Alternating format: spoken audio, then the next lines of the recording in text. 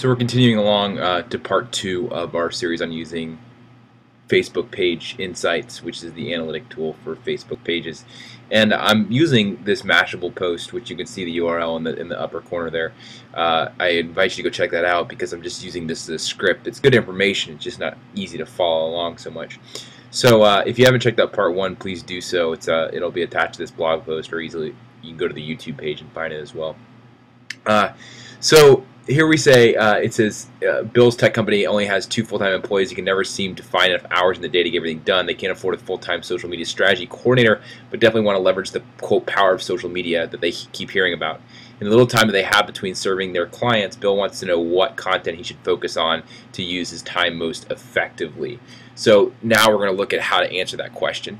So to find the most recent post, which it says Bill can't afford to waste time producing content that no one cares about, so he wants to look at the most recent post to see how many impressions they're getting, to see if people are actually interested in that. So let's take a look at how you see what the most recent posts are doing.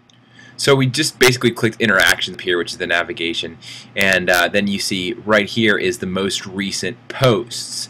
And so you see, I'll say when it's posted, what the title was, how many impressions it got, and what the feedback was on it.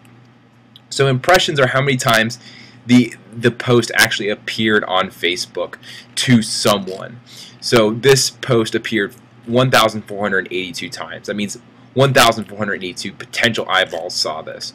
The next is feedback, which is only 0.4%, which is pretty low, but it's kind of rare that you have one that's much above 10%. And basically what this means is, out of everyone who saw it, out of all the impressions, what percent either liked it or left a comment on it. So that's what that tells you right there. Obviously, the higher the number, the better. So let's jump back to the article, and the next one says media consumption. Bill loves the idea of producing videos, recording audio, and shooting videos to engage his followers, but each is quite time-consuming. Bill should use media consumption to see how many views each type of media is getting per day. So basically, in this case, he's trying to streamline what type of media to actually produce. So in this case, we're going to go back up here. We're going to go to users, and we're going to come down here. I think it's at the bottom. Yeah, media consumption. So basically this breaks out video views, audio listens, and photo views. So generally what you're going to see is almost always photo views have the highest ones. And now this account doesn't actually publish many videos or audios, but this little graph tells you what your content does. So if you're seeing like huge spikes in video, then you're probably going to want to produce more video. So daily story feedback is the next one. Bill can leverage daily story feedback to see if a particular day has a spike in likes or comments. If so, Bill can focus on that day. So basically what we're looking for here is if any day is more popular with your followers than others. So once again, we're going to go back here, scroll up, and look at interactions.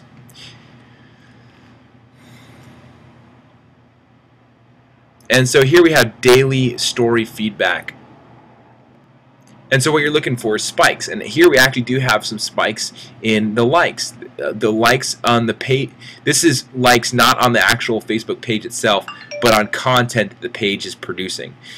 So whatever we were producing on this day, we should go back and look and see what it was, because it really resonated with our audience. So that would be important to go back and check that out.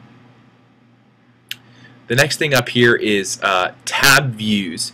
So this measure allows Bill to see how active users are engaging with his Facebook page. If he's spending a lot of time writing in the discussions tab, but none of his visitors are viewing this tab, Bill should probably spend his limited time doing something else. So basically in this case, we're trying to figure out what section of your Facebook page is popular so we can focus your attention there. So once again, we're going to go back up here and go to users, and I believe this is at the bottom, yes, bottom of users. So we're going to go down here, and I think it's just above, yeah, right here it is, page views. So, and again, it's called tab views. So it says, what are our biggest external referrers here, which Google is the biggest one, and where are most of our views going to? And it's not a surprise that the biggest one is the wall, because that's the default view. And so you look down here and say, okay, people are checking out the information, 29 are people going to the events, 19 notes, 14 for YouTube, 9 Flickr, 2 photos, and 1 for another. So basically, we probably want to spend most of our time interacting with people on the wall. I'm a bit surprised that the YouTube is getting more page views than the Flickr, but this just gives you an idea of where you want to spend most of your time when you're engaging with your fans.